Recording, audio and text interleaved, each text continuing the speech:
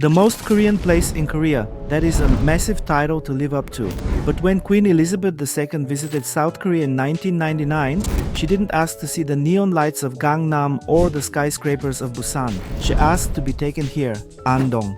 And honestly, I get it. If Seoul is the country's beating futuristic heart, Andong is its soul. This isn't just a city, it is a time capsule.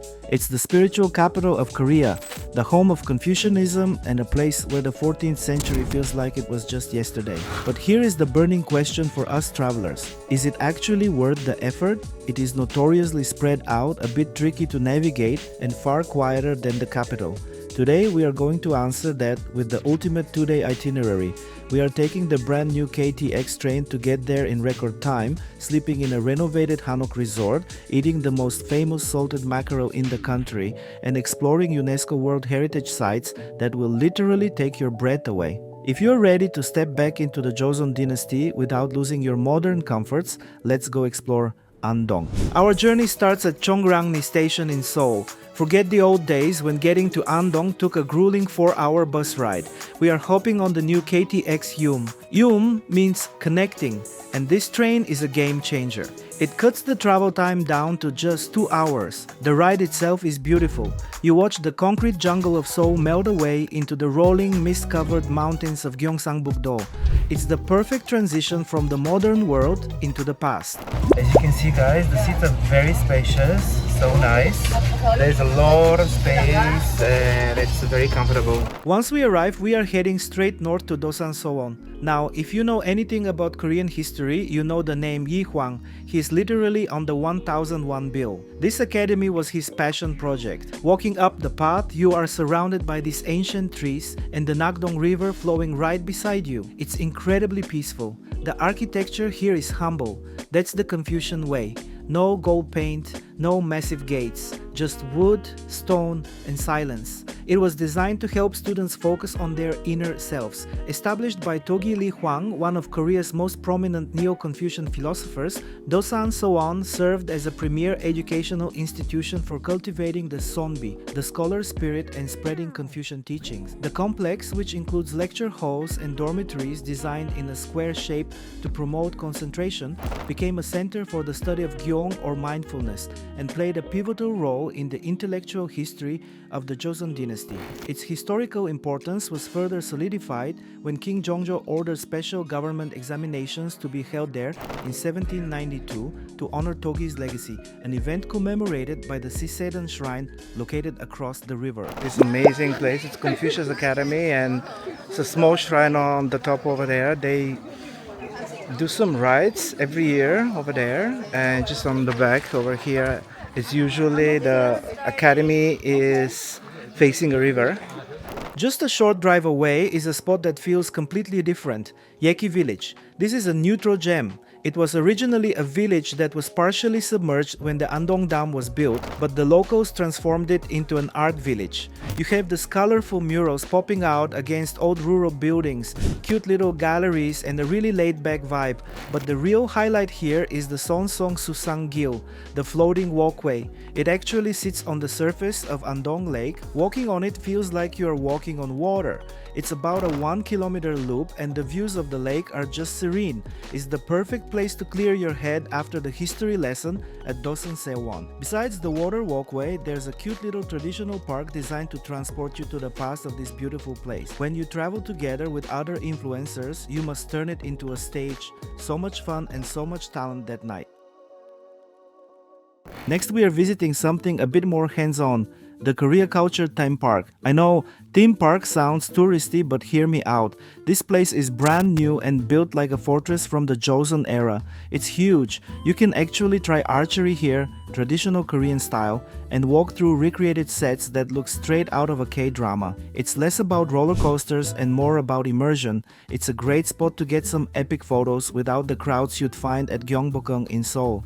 Next we are heading to the Woryongyo Bridge. This is the longest wooden pedestrian bridge in Korea, and at night it lights up in gold and purple. There are walking paths on both sides of the lake, and as everywhere in Korea, they've turned the section around the bridge into a little relaxation haven with numerous areas for recreation and exploration. While the structure itself was opened in 2003, Woryongyo Bridge is deeply rooted in local history, designed to commemorate the tragic and noble 16th century love story of Won's mother. The bridge is shaped like a pair of hemp shoes, symbolizing the actual shoes the grieving widow wove from her own hair for her deceased husband, a story discovered through letters excavated from a nearby grave. If you're lucky, you can watch the water show.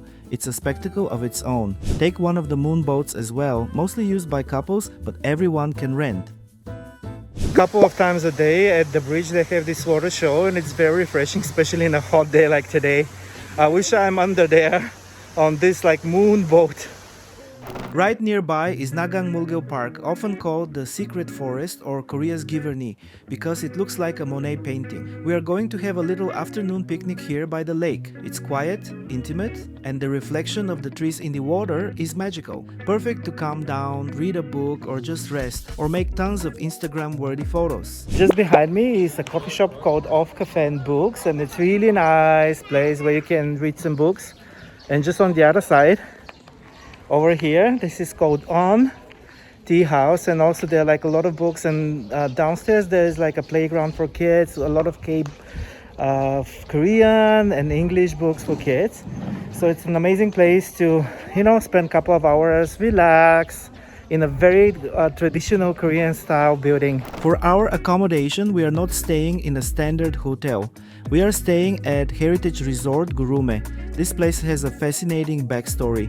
When the Andong Dam was built in the 70s, many historic hanok houses were at risk of being flooded, so they carefully dismantled them and moved them up the hill to create this resort. You are literally sleeping in a piece of history, but, and this is key, the interiors are modern. You get the heated floors called ondo in Korean, the wooden beams and the paper windows, but you also get a modern bathroom and a super comfortable mattress. It's the perfect blend of 1800s aesthetics and 2020s comfort. Plus, there's a nice tea house, and in case you want to get married, they do that too here. So this is amazing place for like traditional style events, like weddings and celebrations, like anniversaries and stuff like that. The setting is absolutely beautiful. For dinner, we are going to a place right near the bridge called Kachigumongjip. We are ordering two things.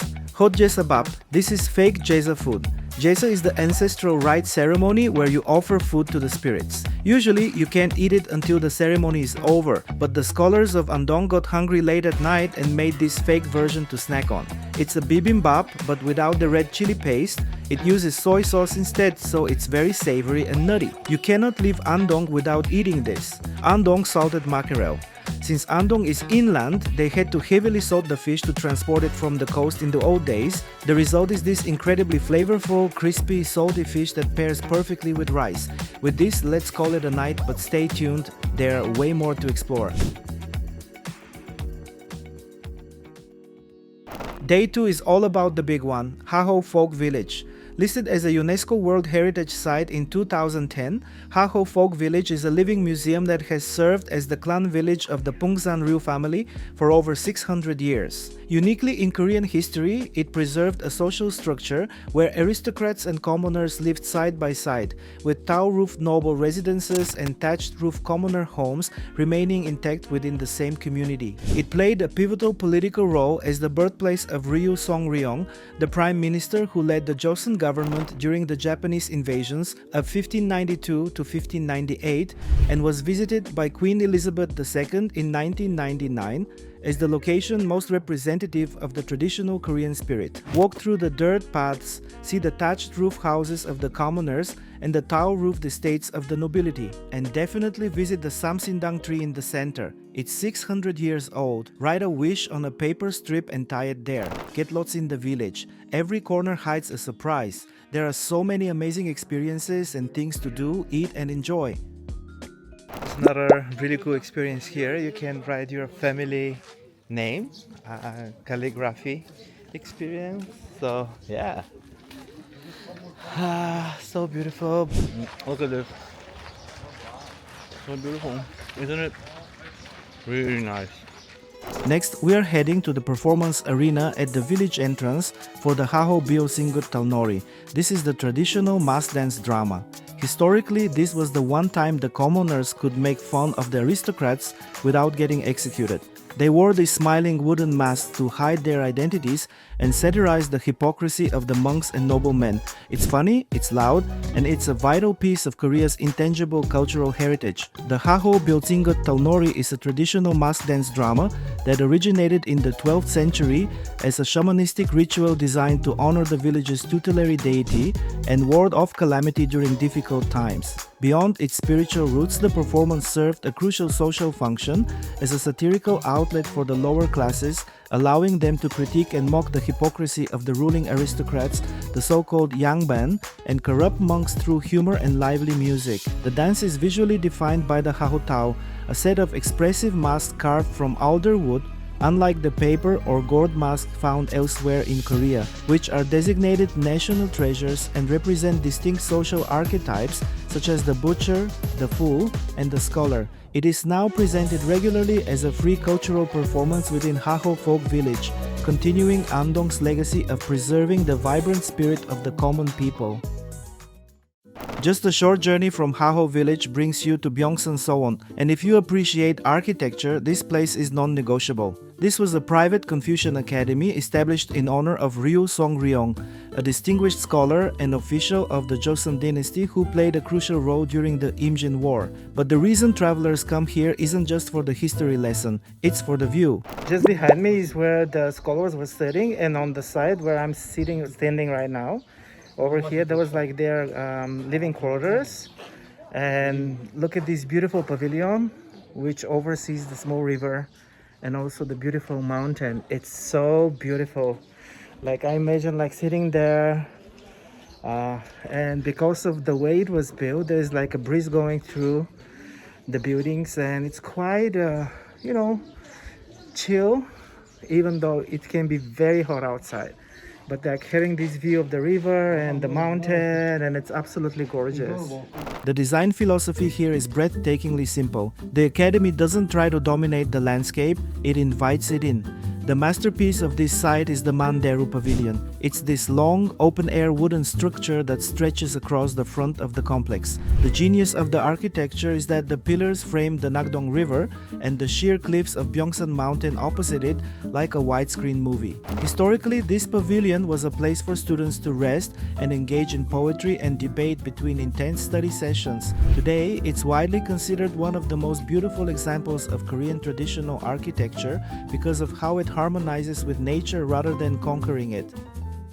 We are heading back into the city center for lunch at the Andong Market. We are looking for Jimdak Alley. Andong Jimdak is famous worldwide now, but it started here.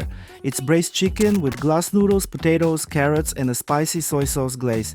The portions are massive, so bring an appetite. It's sweet, salty, spicy, and addictive. After that heavy meal, we need a caffeine fix. We are going to Thank You Cafe. This is a local favorite. The interior is super cozy, lots of wood, warm lighting, and it just has that relaxed, slow living vibe that defines Andong. It's a great spot to rest your feet and review your photos. Their desserts are next level, I promise. Before we leave, we have one final, often overlooked stop, the 7-story brick pagoda at Byeongsan temple site. This pagoda is a national treasure and stands as the oldest and largest brick pagoda in Korea, measuring 16.8 meters in height. Built during the unified Shilla period, 8th century, it is the sole remaining relic of the Byeongsan temple and features unique carvings of Buddhist guardians on its base, representing a rare architectural style in a country historically dominated by stone pagodas. It's located right next to the Imcheongak House, which has a tragic history of its own involving the Japanese occupation. Standing next to this towering brick structure, you really feel the weight of the centuries. Now, if you're lucky enough to visit in late September or early October, the entire city transforms for the Andong Mask Dance Festival. It's not just about the Hahoe masks. Troops from all over the world come here to perform. The energy is electric. Parades, street food, fireworks, and performances everywhere. It's one of the best festivals in Korea, hands down. In recent years, they also invite international traditional dance groups to perform, and one of the years I attended there was even a Bulgarian folk group. I was so surprised to hear Bulgarian folklore music playing, but my Bulgarian heart was overflowing with joy.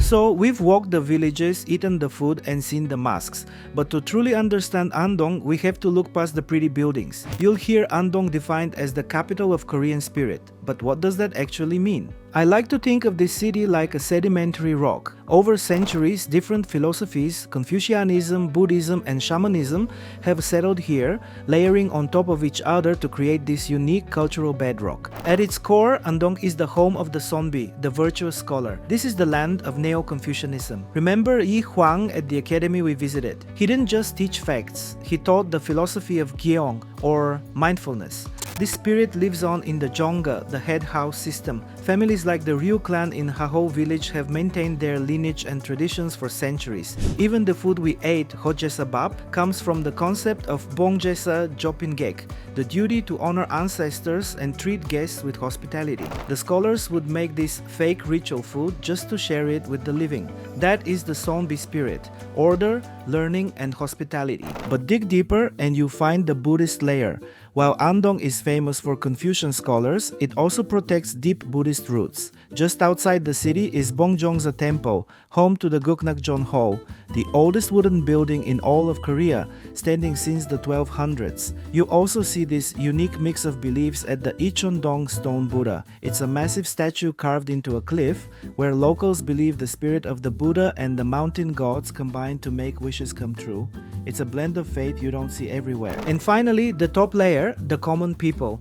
The Hahoe Mask Dance we watched isn't just entertainment. It originated from shamanistic rituals to console local deities, but it was also social satire. Unlike the rigid, polite world of the nobility, these dances allowed the commoners to mock the arrogance of the aristocrats. And the most beautiful part, in Hahoe village, the tile-roofed houses of the nobles and the thatched-roof houses of the commoners stand side by side. Different classes, different philosophies, living shoulder to shoulder. That is why Andong is a museum without a roof. It's not just about one thing, it's about the harmony of the scholar, the monk, and the commoner. The paper that lasts a millennium, Andong Hanji. Right at the entrance to Hahoe village, there is a stop that many tourists drive right past, but you absolutely shouldn't. It's Andong Hanji. Now, you might think it's just paper, but there is an old Korean saying, "Silk lasts 500 years, but Hanji lasts 1,000. This isn't just stationery, it's a piece of survival technology made from the bark of the Korean mulberry tree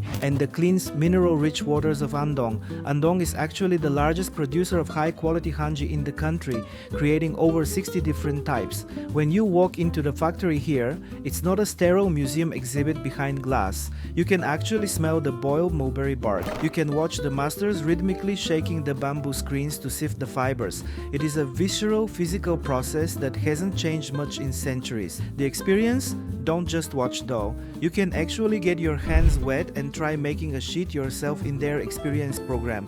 It gives you a whole new respect for the craft. And if you are looking for a souvenir that isn't a cheap plastic keychain, the shop here is incredible. They have everything from Hanji lamps to traditional masks, all made from this 1,000-year paper. Andong is not a city you rush through. It's a place that demands you slow down. Whether you're walking the floating bridge at Yeki village or watching a centuries-old satire in Hahoe village, you are connecting with the roots of this country. Quick practical tips. Transport. The sites are far apart. Use the tourist taxi for foreigners if you can. It's a flat rate and saves so much time compared to the bus. Timing. Museums and Seowons close around 5 or 6 p.m. So start your days early. If you enjoyed this deep dive into the soul of Korea, hit that like button and subscribe. I've got more adventures coming your way. That was all from Andong. Hope you had good time. See you next time.